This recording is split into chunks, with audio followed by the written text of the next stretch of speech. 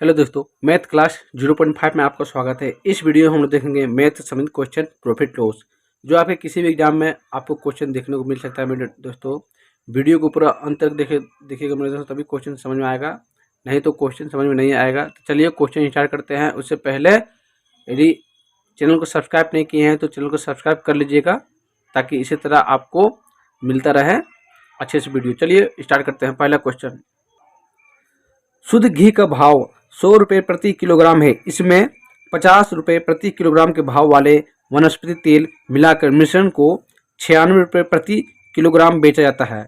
इस प्रकार 20% का लाभ होता है। इन्हें किस अनुपात में मिलाया जाए? देखिए दोस्तों, प्रॉफिट लॉस का और प्लस एलिगेशन का क्वेश्चन है। तो चलिए इसको बनाते हैं। देखिए मेरे दोस्तों, क्वेश्चन में दिया है कि सीपी, फर्स्ट सीपी 100, दूसरा सीपी 50 और तीसरा सीपी हमको निकालना है। तीसरा सीपी नहीं दिया है, लेकिन एसपी दिया है और प्रॉफिट 20% प्रॉफिट हो रहा है। ठीक ना, प्रॉफिट कितना हो रहा है? 20% प्रॉफिट हो रहा है। यहाँ जो सीपी लिखाता है ना, इससे बड़ा रहता है, एक से छोटा रहेगा, मतलब एक से बड़ा रहेगा, एक से छोटा सीपी रहेगा। ठीक ना, तो सीपी निकाल लेते हैं। तो सीपी निकालने का फॉर्मूला क्या होता है? एसपी, एसपी गुना 100 और नीचे 100 प्लस होगा। ठीक ना, मतलब प्रॉफिट है तो जुड़ जाएगा और लॉस है तो घट जाएगा। नीचे सीपी में नीचे होता है और एसपी निकालेंगे तो ऊपर में जुड़ता है प्लस। ठीक ना, तो सीपी हम निकाल रहे हैं तो प्रॉफिट कितना हो गया? 120। ठीक, ये कट गया, 12 8 96 यानी कि 80। इसको गुना करेंगे कितना निकल गया? 80 रुपये निकल गया। मेरे क्या निकल गया? तीसरा सीपी निकल गया, जो यहाँ पर लिखते हैं हम तीसरा सीपी। नहीं, एलिगेशन का नियम क्या है कि एक सीपी यहाँ, एक सीपी यहाँ, एक सीपी यहाँ, इसको इससे घटाएंगे यहाँ लिखेंगे और इसको इससे घटा के यहाँ लिखेंगे। ठीक, इस 100 को हम 100 को 80 घटाएंगे तो यहाँ लिखेंगे कितना निकला? 20 निकला रेशियो। हम 80 को इससे घटाएंगे, यानी इसको इससे घटाएंगे, 80 को 50 से घटाएंगे तो कितना आएगा? ये आएगा 30 आएगा। ठीक, तभी रेशियो में निकल गया 30 और 20, 0 कटता कट दीजिए तो 3/3 रेशियो 2, ये मेरा रेशियो आ गया जो ऑप्शन में है। अगला सवाल देखते हैं मेरे दोस्तों। कपड़े के एक व्यापारी ने अपने कपड़े का आधा भाग 20% लाभ पर तथा शेष कपड़े का आधा भाग 20% हानि पर बेचा तथा शेष को उसके क्रय मूल्य पर ही बेच दिया। उसको कितना प्रतिशत लाभ अथवा हानि हुआ? देखिए, क्वेश्चन में कह रहा है कि आधे भाग को 20% लाभ पर और आधे भाग को, शेष आधे का 20% लॉस पर बेचा और जो बचता है ना उसको उसी दाम में बेच दिया। तो ओवरऑल क्या हुआ? प्रॉफिट हुआ कि लॉस हुआ? ठीक ना, देखिए इस तरह क्वेश्चन रहेगा तो आप है ना एक्स जो मानते हैं या आधा मानते हैं, इसको आप इस तरह न करके आप ऐसा संख्या मानिए जो 2 से कटे, यानी कि 4 8 10 16 18 20, कुछ भी इस तरह लीजिए। हम 20 लेते हैं, टोटल संख्या मेरा क्या है? टोटल संख्या में क्या माने? 20 माने। ठीक, 20 को हम आधा करते हैं, तो 20 को हम आधा करते हैं 10, आधा वो ना, इसको क्या हम बेच रहे हैं? क्या बेच रहे हैं? एसपी, फर्स्ट जो एसपी, आधा को हम 20% लाभ पर बेचे, एसपी निकाल रहे हैं। तो एसपी क्या होता है? सीपी, मतलब टोटल हम 20 बेच रहे हैं, यानी कि आधा बेच रहे हैं, यानी सीपी ये हो गया मेरा। तो सीपी ये क्या है? ये मेरा सीपी हो गया। ठीक, ये 20 क्या हो गया? सीपी हो गया। तो आधा को हम 20% लाभ पर बेचे हैं, तो सीपी गुना एसपी है तो सीधा गुना करेंगे, यानी 120 हो जाएगा बटे 100 हो जाएगा। काटेंगे हम 2 जीरो तो क्या आ जाएगा मेरा? 12 रुपये आ जाएगा। क्या आ जाएगा ये? यानी कि 12 आ जाएगा मेरा SP1। अब बोल रहा है कि इसका आधा। ठीक ना, अब बच गया आधा 10, लेकिन इसका आधा बोला है। अब इसका आधा कितना हो जाएगा? 5। तो 5 को 20% हानि पर, यानी फिर एसपी क्या लिख रहा है? SP2 लिख रहा है मेरा, ये एसपी मेरा 2 निकल रहा है, SP2 लिख रहा है 5% हानि पर, 20% हानि पर बेच रहा है, यानी कि ये क्या हो जाएगा? 80 हो जाएगा बटे 100 हो जाएगा। ठीक, इसको करेंगे 5 बार में, इसको करेंगे 4 बार में। ठीक, ये 5 5 कर गया, यानी कि SP2 मेरा क्या निकल गया? 4 रुपये निकल गया। ठीक ना, और शेष यानी कि 10 में 5 को हम 20% लॉस पर बेच दिए, बच गया 5, 10 5 गया तो 5 बचा, इसको इसी संख्या में बेच दिया, यानी कि 5 रुपये में बेच दिया, यानी कि SP3 कितना हो गया मेरा? 5 हो गया।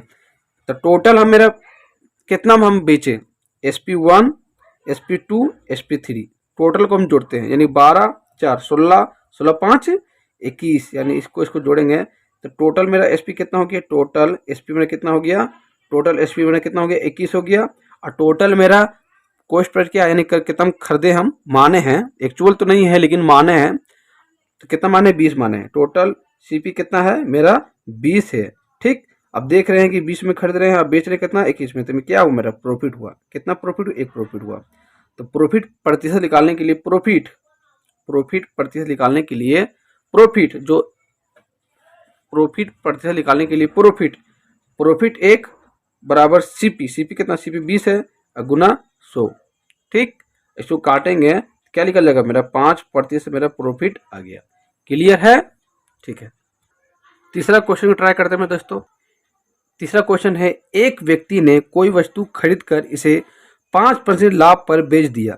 यदि वह इसे 5% कम में खरीदता तथा 1 रुपये कम में बेचता तो उसे 10% लाभ होता है। तो वस्तु का क्रय मूल्य क्या है। तो चलिए इसको भी ट्राई करते हैं। देखिए क्वेश्चन बोल रहा है ना कि कोई सामान 5% लाभ पर बेचता, ठीक ना, 5 पर लाभ पे बेचता है और 5 पर कम में खरीदता है।